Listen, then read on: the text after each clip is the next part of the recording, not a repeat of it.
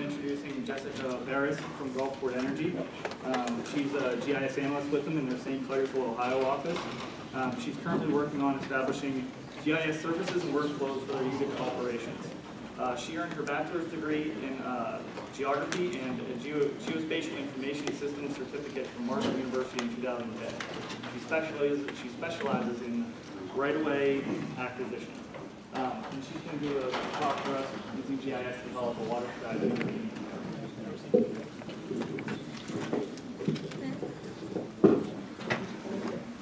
Let me know if you can't hear me. I'm kind of losing my voice. So my presentation is about using GIS to develop a water strategy for an E&P company. And my main background was in actually midstream pipeline. I worked there for 4 years. And coming to Gulfport, I actually support all of, or most of our Ohio Utica operations. Everything from pad site design through drilling and completions, which includes working with our water strategy team on obtaining water for fracking operations.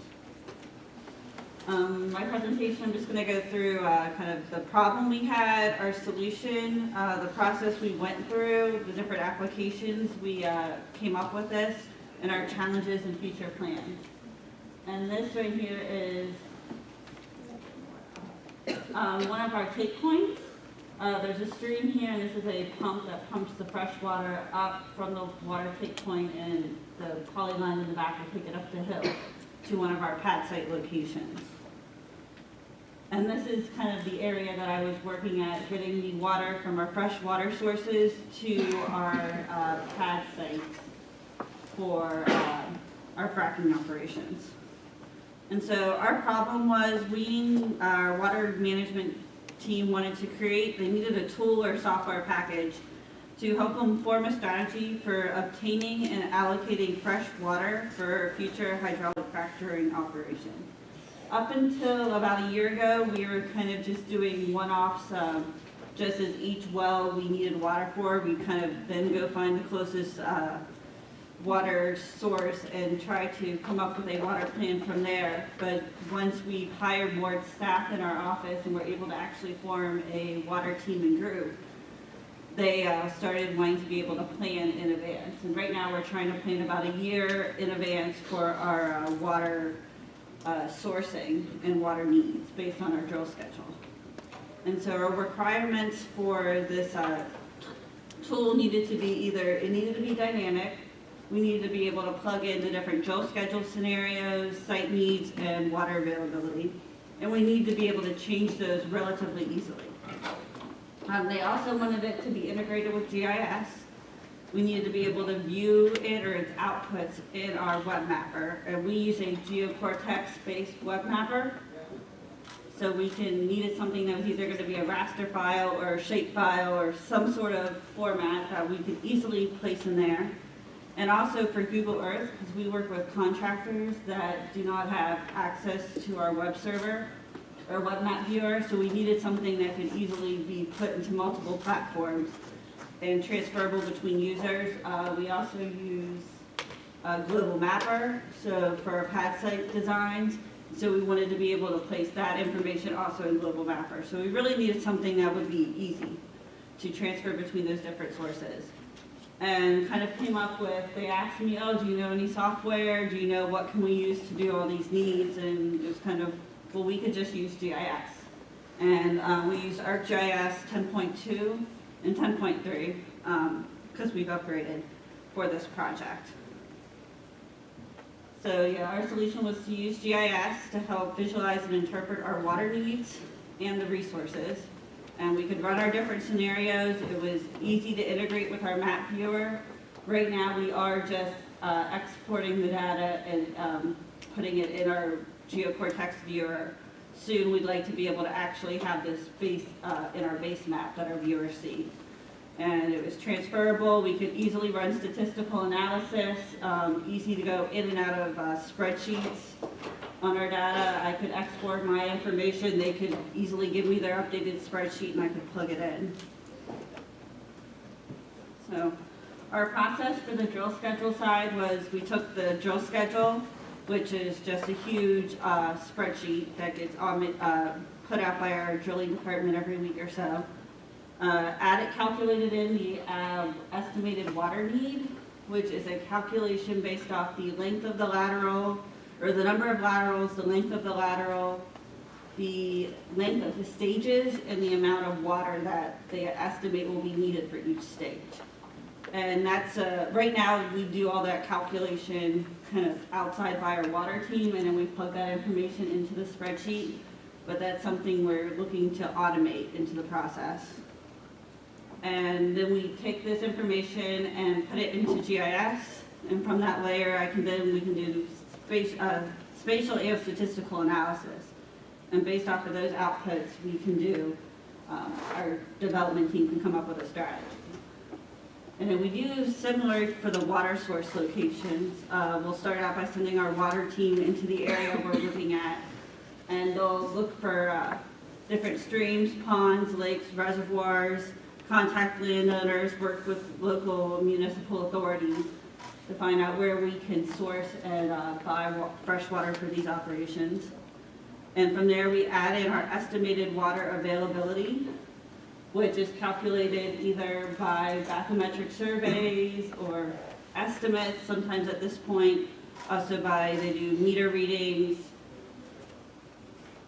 and different sources. Some of that information is available through USGS, but in the area we work in, a lot of the smaller streams or privately owned ponds and resources do not have that information, so we actually have to go out and obtain it ourselves.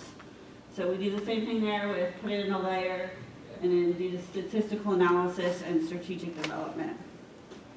So this is just, maybe kind of hard to see, but if I take the drill schedule layer, and for all the data for this presentation, for proprietary reasons, the corporate needed me, I kind of had to manufacture all this data. It is representative of our actual golf court data, but these aren't golf court wells or locations. It's similar to what we do, but just disclaimer. It looks like our maps kind of, but not actual golf court information. If you have any questions about any specific numbers, you can talk with me later and I can maybe give you some more information. But first off, we've come up with just a map based on what wells we're fracking in which year. So color code based on the wells fracking date. And then we would also do the same with quarter. And from here, our water team could kind of see there are some areas, like up here at the top, or down here at the bottom, where there would be 3 or 4 wells all in a close area fracking around the same time.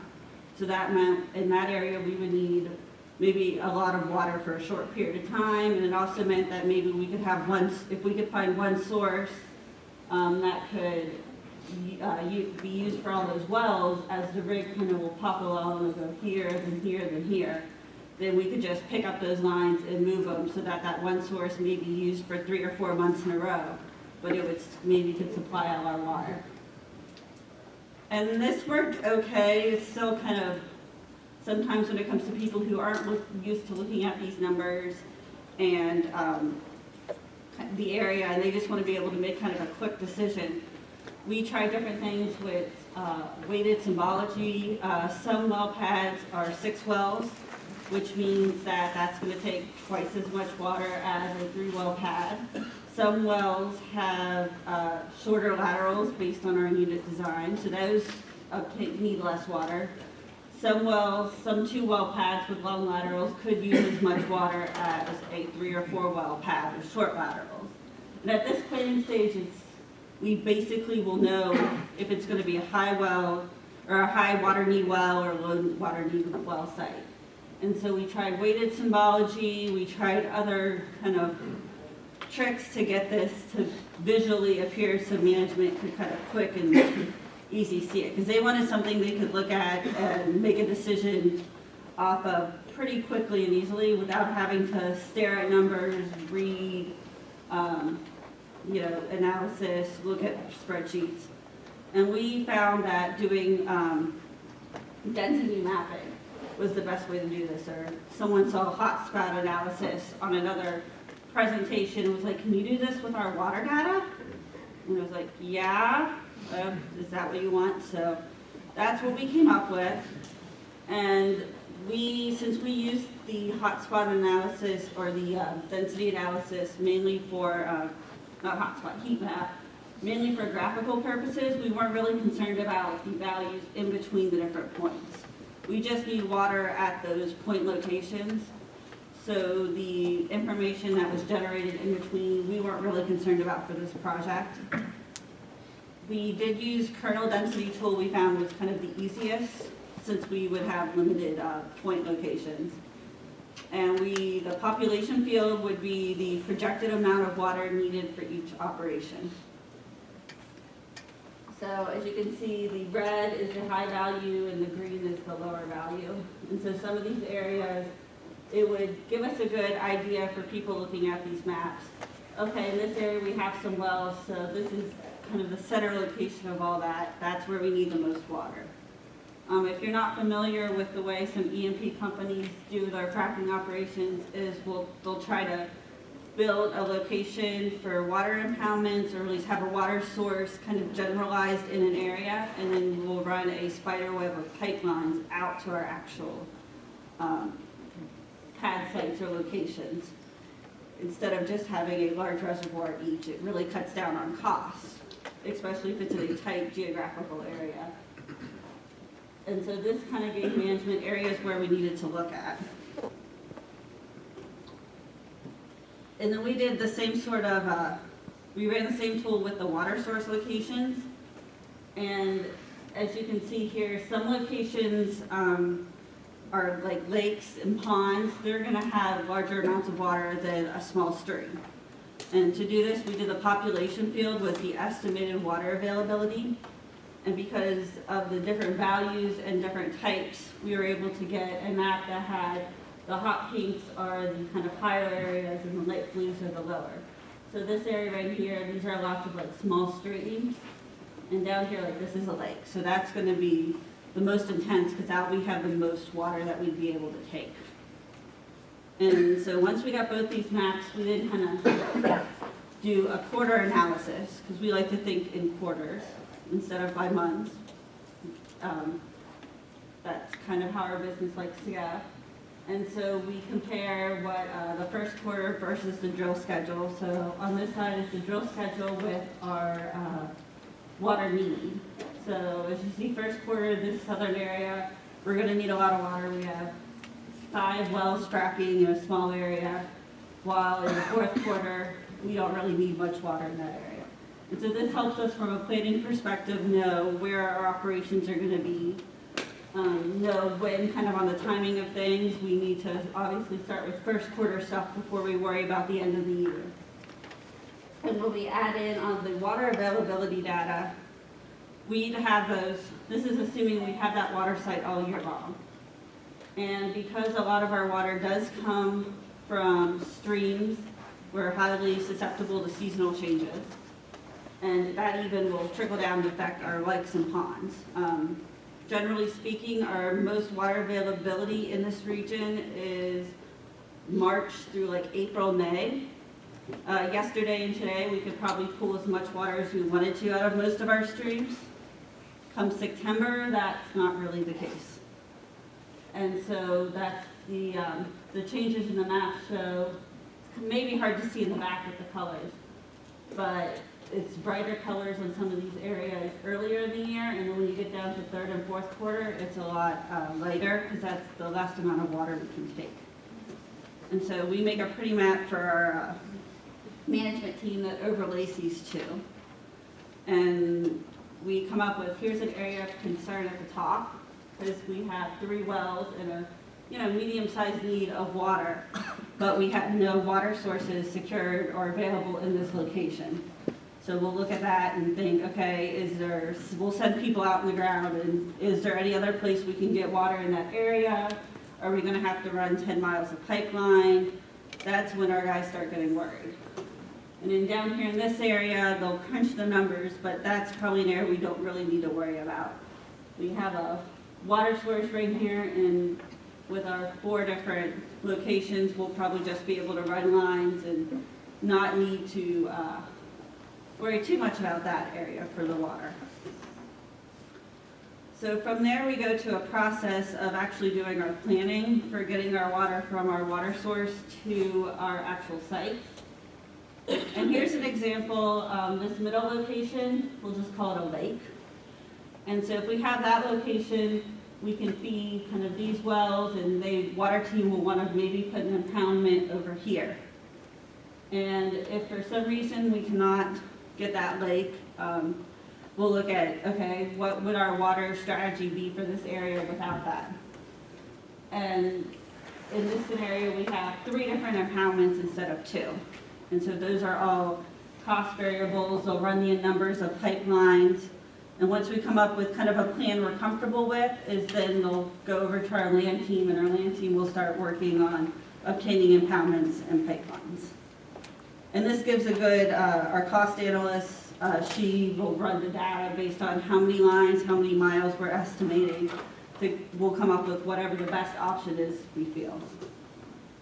Some challenges with this project were the small counts of data. For our operating area, we may only have 30 to 40 well sites. So those would be the points that we would generate our heat map. Our water availability is extremely variable. Between this week and next week, it could change a whole lot. And because of that, we're very generalizing our water availability for these areas. The data I use, we just generalized it per quarter. We have, most of our water team does it by month. But if we have a really wet month or a really dry season, that would greatly affect our, kind of our water map. Some future plans for this project is we're going to continue updating it with the drill schedule and the water source database as we add new water locations and get more data. We're going to start including our third-party sources and water lines with some other companies that we're working with, including our bathymetric surveys and drawdown tables. We have, it was in one of the earlier pictures, we have a little yellow boat that we actually use to run bathymetric surveys on lakes and ponds and our reservoirs that we use to help calculate and come up with drawdown tables so we know how much water is actually in that pond or lake. And from there we can calculate how much, if we drop the level a foot, how much water is left, or if the water level is 3 feet lower, how much can we safely remove from the body of water before we're doing damage. Also want to integrate this with our web map viewer. Right now, I would just export the shape files or raster files, and then our water team will go in and draw on our web map viewer where they would do the pipelines and the impoundments. And want to have that kind of all integrated so they can run all these scenarios by themselves. And then also want to sync this with our telemetry network that we've just started. We're monitoring our impoundments and our streams, and we're just have a few locations right now, but we're trying to get that integrated to more of our locations so we know exactly how much water we have available at any one point in time. And just some acknowledgments to the rest of our water team and to our consultants from ALL Consulting, who we work with a lot for getting our water data and water management. That's all I have. Is there any questions? I have one. Yes. What kind of time frame are you working on the GIS side? From the time they do a site selection, where you have time to do all this analysis and come up with scenarios? Is it a pretty tight timeline? Yeah. Like usually we have a water meeting Wednesday and it's Monday afternoon they're coming to me. So it's once we figured out the process, it isn't too hard. Like once we have the data in the system, it's not very hard to run the tools. It's when they want to sit down and do all the iterations and all the planning, that's, I try to put that more on the water team for them to come up with those ideas, and if they need me to graphically represent it, I will. But we sit in a lot of meetings and plans, but I'd like to have it built into a model, but until we can get that all kind of automated, I do it all by hand now. Are there any regulations in Ohio that determine when you can draw from a lake? Not a lake, but from rivers and streams? Rivers, yes, and we don't draw from any rivers right now. I know can't speak exactly what the requirements are. I know that we have a best practice where we have a limit or a number of what the pass-by volume has to be before we can draw down. And that is related to the, I guess the season, what we have to allow to pass by our monitor or our sensor before we can start drawing water in February or March is a lot higher than what it is in October. And if you have more questions about that, I can give you someone's contact information. And we do have a limit for how much water we can pull a day, but that's regulated by the state. Thank you.